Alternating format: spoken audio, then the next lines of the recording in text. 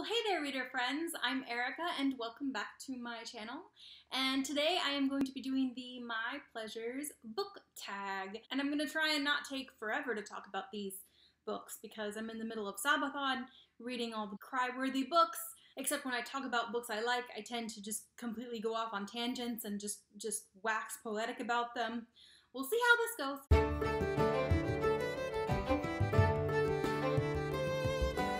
The My Pleasures book tag was created by Steve Partridge, and I'll leave a link to the original video down below. And I was tagged quite a while ago by Jen from Iffer's Inklings. Thanks for the tag, Jen! Sorry it's taken me so long to get around to doing it. But here it is. Number 1, Think. A book that made you think hard. The book I immediately thought of with this prompt was The Brothers Karamazov by Fyodor Dostoevsky. I had to read this my senior year in high school. I read the whole thing, and it made me think hard. Head-scratching topics that you have to think about in this. Murder, family dynamics, gender roles, religion. It's all in there. It's all in there. Number 2, Love, a book that broke or mended you. When I saw these prompts, I was like, how is every answer not going to be Harry Potter? But this is definitely the prompt that Harry Potter fits the most for me. I love Harry Potter, but it played a very important role for me as a young woman. I first started reading Harry Potter when the books first came out in the mid-90s, late 90s, and I had never seen a female character, like Hermione Granger. A female character whose worth was not in her looks or whether boys liked her, but was in her intelligence, which, for this pudgy girl with frizzy hair and braces at the time, that meant a lot. Thank you, Hermione. Number 3, Eat, a book that nourishes you. Again, I could pick Harry Potter, all the fantasy books, really, but I decided to go with the Brothers Grimm fairy tales. Either version.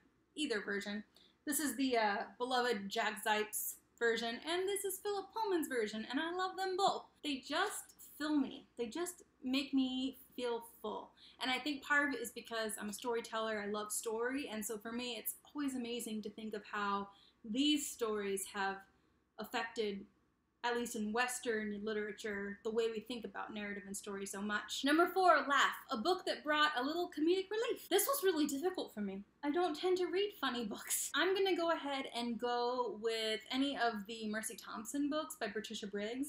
Mercy just cracks me up. I love her so much. She doesn't take any crap from anybody. She's also really sarcastic and snarky. Like in one of the first scenes we see with Mercy, someone has left her cat on her doorstep with a note that says, please make sure your cat stays on your property or I will eat it. And instead of becoming all concerned, Mercy picks up her cat and she basically says, oh, is the mean old werewolf gonna get you?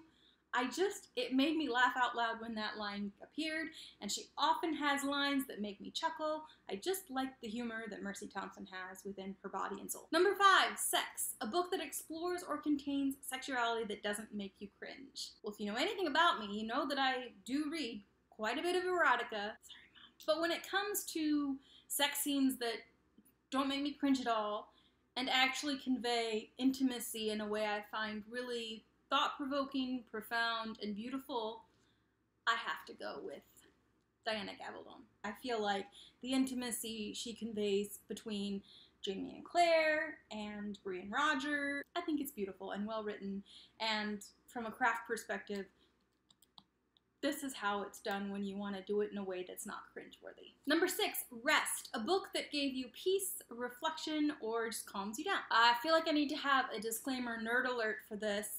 I'm a nerd, I'm a lit major, and the thing that calms me down is doing a critical reading of romantic poetry.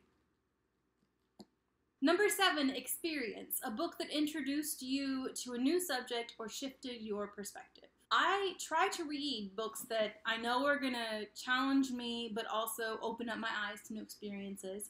But one book that really shifted my perspective and caused me to think about a topic which had been near and dear to my heart since childhood in a different way was this one, Death at SeaWorld by David Kirby. I grew up wanting to be a marine biologist, and I grew up as an ecologist, environmentalist, tree hugger person.